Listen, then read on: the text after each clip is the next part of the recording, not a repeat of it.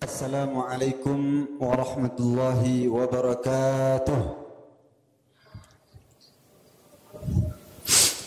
Bismillah, alhamdulillah, wassalatu wassalamu ala rasulillah wa ala alihi wa sahbihi wa man tabi'ahu wa mawalah, wa la hawla wa la quwwata illa billah. Subhanaka la ilma lana illa ma 'allamtana innaka antal alimul hakim.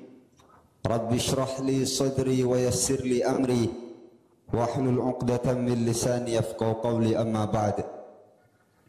Segenap jajaran BKM Masjid Raya An-Nur yang kami hormati, beserta tokoh agama, tokoh masyarakat, bapak-bapak, ibu-ibu, jamaah Masjid Raya An-Nur yang mudah-mudahan kita semuanya dimuliakan oleh Allah Subhanahu wa taala. Amin ya rabbal alamin. Pertama, marilah kita bersyukur kepada Allah Subhanahu wa taala. Allah Subhanahu wa taala masih memberikan banyak kenikmatan kepada kita, di antaranya nikmat kesehatan dan kesempatan sehingga kita dapat berkumpul di Masjid Raya An-Nur di malam yang ke-17 ini untuk menunaikan perintah Allah Subhanahu wa taala. Ini merupakan nikmat yang besar yang Allah berikan kepada kita, yang tiada kata yang patut untuk kita ucapkan di dalam memaknai pertemuan kita pada malam yang ke-17 ini kecuali dengan ucapan Alhamdulillah. Selanjutnya salawat beserta salam tetap tertuju kepada junjungan alam Nabi Agung Muhammad sallallahu alaihi wasallam dengan ucapan Allahumma salli ala sayyidina Muhammad wa ala ali sayyidina Muhammad. Mudah-mudahan dengan bersalawat kepada beliau kita diakui sebagai umatnya dan mendapatkan syafaat dari beliau kelak di hari di mana syafaat beliau sangat kita butuhkan. Amin ya rabbal alamin. Selanjutnya tema kultum malam yang ke-17 ini memang pada umumnya Pak, Bu, di setiap malam ke-17 itu temanya nuzulul Quran. Nuzul, nazala yanzilu, nuzul. Nuzul artinya turun. Quran, Al-Quran yang selama ini kita baca, kita ulang-ulang, itulah dia yang disebut dengan Al-Quran, kalamullah. Namun kalamullah, kalamul munazzal, kalam yang diturunkan oleh Allah Subhanahu wa taala. Bukan kalam Allah yang zati, bukan kalam yang sifat Allah. Kalam yang sifat Allah itu kalam yang dia alladzi laisa harfan wala sautan wala lughatan. Kalam Allah yang sebenarnya itu adalah kalam yang tidak berhuruf, tidak bersuara dan tidak berbahasa. Kalau Al-Quran itu juga disebut dengan kalamullah, tapi kalamul munazzal, kalam Allah yang diturunkan, berbahasa Arab, ada harokatnya, dibacakan, disuarakan, itulah Al-Quran. Dan Al-Quran ini diturunkan pada bulan Ramadan. Syahrul Ramadan alladzi unzila fihi Al-Quran. Bulan Ramadan ini bulan di mana Al-Quran diturunkan di dalamnya. Ketika itu Allah Subhanahu wa taala turunkan Al-Quran dari Lauhul Mahfuz ke langit dunia. Mula-mula dari Lauhul Mahfuz diturunkan Allah ke langit dunia. Lalu kemudian dari langit dunia diturunkan berangsur-angsur selama hidup Rasulullah sallallahu alaihi wasallam, kurang lebih 23 tahun atau 22 tahun. Selama itu Al-Quran diturunkan berangsur-angsur sesuai dengan kebutuhan manusia, sesuai dengan kebutuhan para sahabat ketika itu. Sehingga pada saat ini apapun problematika kehidupan seorang dalam kehidupan dia, apapun masalah kehidupan yang dia hadapi di atas dunia, di dalam Al-Quran pasti ada solusinya. Setiap orang punya masalah pasti ada solusinya. Di dalam setiap solusi yang dia ambil pasti ada konsekuensinya memang. Tinggal dia akan memilih mana konsekuensi yang bisa diatasi, mana konsekuensi yang tidak bisa diatasi. Tinggal dia pilih saja. Yang paling penting di sana pasti ada solusinya. Dan Allah Subhanahu wa taala tidak memberikan masalah kepada seseorang, musibah kepada seseorang di luar batas kemampuannya. La yukallifullahu nafsan illa wus'aha. Allah Subhanahu wa taala tidak memberikan musibah, masalah apapun di luar batas kemampuan seseorang. Jadi ketika Allah Subhanahu wa taala turunkan Al-Qur'an ini dari Lauhul Mahfuz ke langit dunia, lalu kemudian diturunkan lagi berangsur-angsur sesuai dengan kebutuhan para sahabat ketika itu, lalu kemudian kita pun diperintahkan untuk membacanya. Allah Subhanahu wa taala perintahkan kita untuk membacanya. Bahkan kalau kita tidak membaca, ada orang yang membaca, maka kita diperintahkan untuk mendengarnya.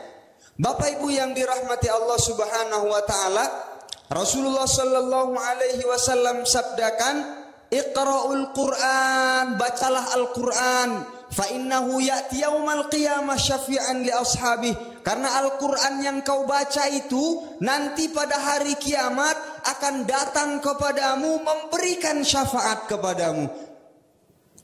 Al-Quran akan memberikan syafaat kepadamu. Bagi siapa? Bagi orang yang membaca Al-Quran.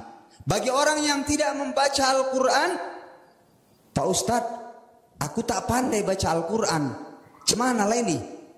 Jangankan baca Al-Quran, baca bahasa Indonesia aja pun tak bisa aku. Masya Allah.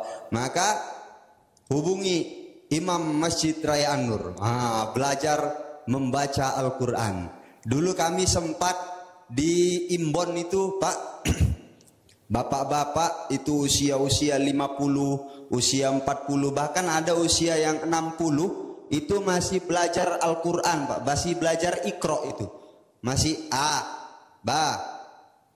Masya Allah, masih begitu lagi bacanya itu. Udah usia 50, udah usia 60. Bahkan ada satu orang bapak-bapak, marganya marga Ritonga itu, sama-sama Siregar. Dia bilang, Pak Ustadz, aku nampaknya udah capek betul aku nih Iqra. Tolonglah naikkanlah aku Al-Quran. Meskipun aku terbata-bata, naikkan aja lah aku Al-Quran. Pokoknya aku baca Al-Quran kan dibimbing. Karena pengen kali aku baca Al-Quran ini katanya. Masya Allah. Jadi saya bilang, ya udahlah nggak apa-apa, baca Al-Quran. Pokoknya saya bimbing. Ya, dzalikal kitabula raiba fihi hudal lil muttaqin. Begitulah cara bacanya. Maka satu hari dia bilang sama saya, Pak Ustadz, nampaknya aku tak selesai baca Al-Quran ini. Masya Allah, Allah Subhanahu wa ta'ala ijabah omongan itu. 2 minggu kemudian dipanggil Allah Subhanahu wa ta'ala ke hadiratnya. Allah Subhanahu wa ta'ala sayang dengan dia. Tapi orang yang seperti ini, orang yang gigih, ya kan? Orang yang seperti ini dia mendapatkan pahala dari Allah Subhanahu wa ta'ala atas kesulitan dia di dalam mempelajari Al-Quran. Dia belum sempat lagi untuk mempelajari apa makna Al-Quran, karena bacanya saja belum bisa. Maka kita diperintahkan pertama-tama untuk membaca Al-Quran. Rasulullah sallallahu alaihi wasallam sabdakan, mathalul mu'min, perumpamaan orang yang beriman, alladzi yaqra'ul Qur'an, yang dia membaca Al-Quran. Maka dia mathalul ujturah, masa perumpamaan orang yang beriman membaca Al-Quran ini sebagaimana dia itu jeruk manis. Jeruk manis ini rihuha thayyib wa ta'muha thayyib. Baunya harum, rasanya juga harum. Ini jeruk manis. Perumpamaan orang yang beriman yang membaca Al-Quran itu seperti jeruk manis. Baunya itu harum, kemudian rasanya juga enak. Wa mathalul mu'min alladzi la yaqra'ul Qur'an, perumpamaan orang yang beriman yang tidak membaca Al-Quran, kata Nabi sallallahu alaihi wasallam, orang ini mathalut tamrah, seperti kurma, rihuha la rihalaha, dia nggak ada baunya, wa ta'muha thayyib, tapi rasanya enak. Kurma itu kalau kita buka puasa coba dicium, Pak. Ada nggak harumnya? Nggak ada harumnya. Tapi ketika dimakan rasanya manis, rasanya enak. Begitulah perumpamaan orang yang beriman yang tidak membaca Al-Quran. Perumpamaan orang yang beriman yang membaca Al-Quran seperti jeruk manis, baunya harum dan rasanya enak. Tapi perumpamaan orang yang beriman yang tidak membaca Al-Quran itu sebagaimana kurma. Kurma itu baunya nggak ada tapi rasanya enak. Wa mathalul munafiqil ladzi yaqra'ul Qur'an. Perumpamaan orang munafik yang membaca Al-Quran. Kata Nabi, perumpamaan orang munafik yang membaca Al-Quran ini seperti raihana, bunga. Mathalur raihana, seperti bunga dia. Bunga itu rihuha thayyib wa ta'muha murrun. Baunya harum tapi rasanya pahit. Coba cium itu bunga, harum. Tapi begitu dirasai, makanlah itu bunga, pahit rasanya. Begitulah perumpamaan orang munafik yang membaca Al-Quran. Tapi perumpamaan orang yang munafik yang tidak membaca Al-Quran, mathalul munafiqil ladzi la yaqra'ul Quran mathalul hawdalah laisa laha rih wa ta'muha murr. Orang munafik yang tidak membaca Al-Quran itu seperti pare. Pare itu laisa laha rih, enggak ada baunya, wa ta'muha murrun, dan rasanya pahit. Begitulah perumpamaan orang munafik yang tidak membaca Al-Quran.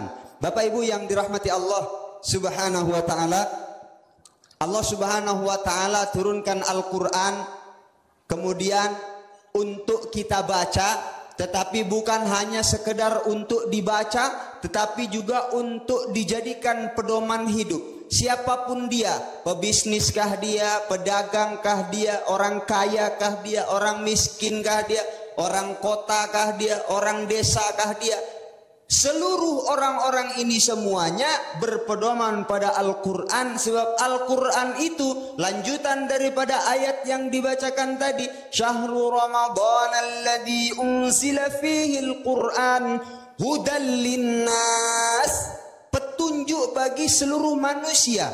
Manusia ini mencakup semuanya, mau anak-anak, mau dewasa, mau laki-laki, mau perempuan, bahkan mau dia muslim, mau dia tidak muslim. Karena hudan linnas itu mencakup keseluruhan, mencakup global, tiada batasan. Wa bainatim minal huda wal furqan, menjelaskan, dia menjadi pembeda mana yang baik, mana yang buruk, mana yang hak, mana yang batil. Dia menjadi penjelas, pembeda Al-Quran. Maka Al-Quran selain dia dikhususkan untuk seluruh manusia, dijadikan pedoman untuk seluruh manusia, Al-Quran juga menjadi pedoman bagi orang-orang yang bertakwa. Dzalikal kitabu la raiba fih. Al-Quran itu adalah kitab yang tidak ada keraguan di dalamnya. Hudal lil muttaqin, petunjuk bagi orang-orang yang bertakwa kepada Allah Subhanahu wa taala. Pertama, seluruhnya global. Tapi ketika dia orang yang Islam, dia orang yang beriman, dia orang yang bertakwa kepada Allah Subhanahu wa taala, juga Al-Quran menjadi pedomannya. Karena Al-Quran hudal lil muttaqin, la raiba fih, enggak ada keraguan di dalam Al-Quran. Itu petunjuk bagi kita semua. Maka yang pertama Al-Quran kita baca, lalu kemudian yang kedua kita pelajari maknanya sehingga kita bisa mengaplikasikannya dalam kehidupan kita sehari-hari. Mudah-mudahan tausiah yang singkat ini memberikan manfaat kepada kita semua, khususnya bagi diri saya sendiri. Dan barangkali di sana sini terjadi kesalahan dan kekhilafan baik tingkah laku maupun ucapan di dalam penyampaian, maka dengan kerendahan diri mohon kiranya saya dimaafkan. Barakallahu fikum fa ahsanallahu ilaikum. Wassalamualaikum warahmatullahi wabarakatuh.